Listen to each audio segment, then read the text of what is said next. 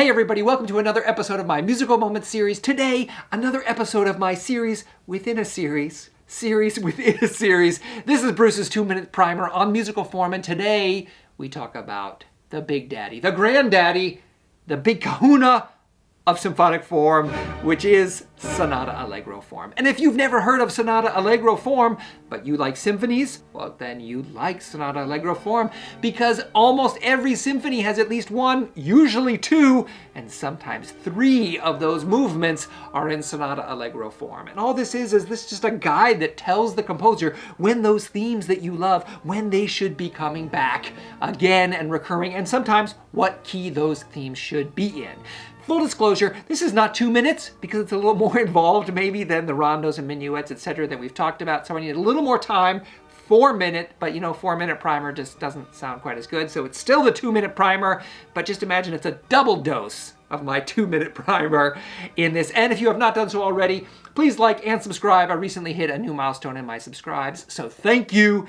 Would like to continue to build on that. And without further ado, this is Sonata-Allegro form. Learn about it. Welcome to Bruce's 2-minute primer on musical form. What is a sonata?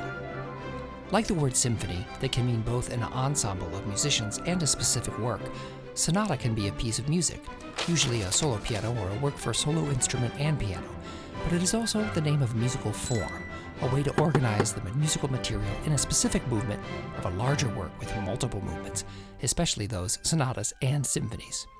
The form is actually referred to as Sonata-Allegro to distinguish it from the piece of music, but lazy musicians like to shorten Sonata-Allegro to just sonata, and that creates all the confusion. But whether we use the short or full version of the name, Sonata-Allegro is by far the most common form for individual movements of works in the Western classical tradition.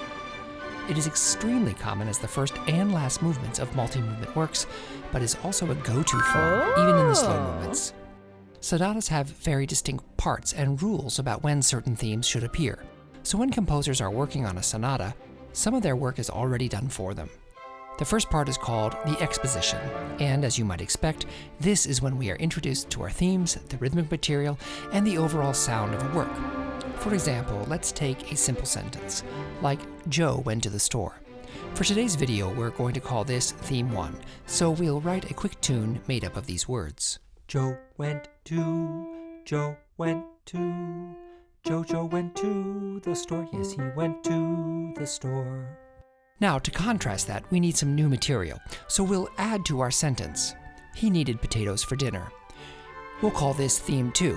It is a separate theme, but somewhat related. This is usually in the dominant, which is just a fancy musician way of saying it's 5 notes higher. If we started in C major, as our theme did, this theme would occur in G major, 5 notes higher. He needed potatoes for dinner. He needed potatoes for dinner.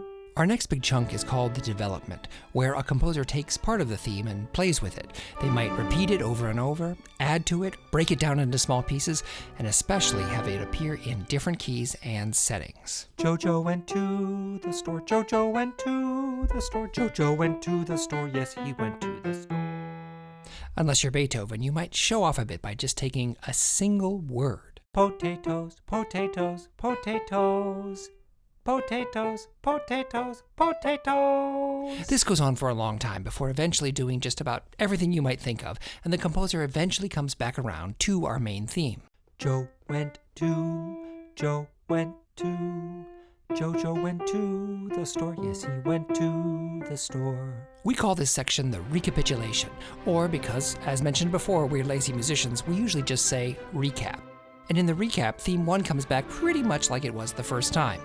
When we get to Theme 2, though, it's usually the same, except for some reason, it's not 5 notes higher. It's not in the dominant. Instead, here it occurs in the same key as Theme 1. He needed potatoes for dinner. He needed potatoes for dinner. At the end of the recap, there's usually a little ending, like a coda that's built out of something that came up in the exposition or the development. Needed potatoes, needed potatoes, needed potatoes. Yes, he went to the store, went to the store, went to the store, went to the store to buy potatoes, potatoes, potatoes. Yes, Joe went to the store. Of course, over the centuries, composers played with this form, trying to be as inventive as possible, but the individual parts can usually be found in their expected places. Composers have even attempted to superimpose sonata form over an entire string quartet or symphony. Even there, this general form can still be found.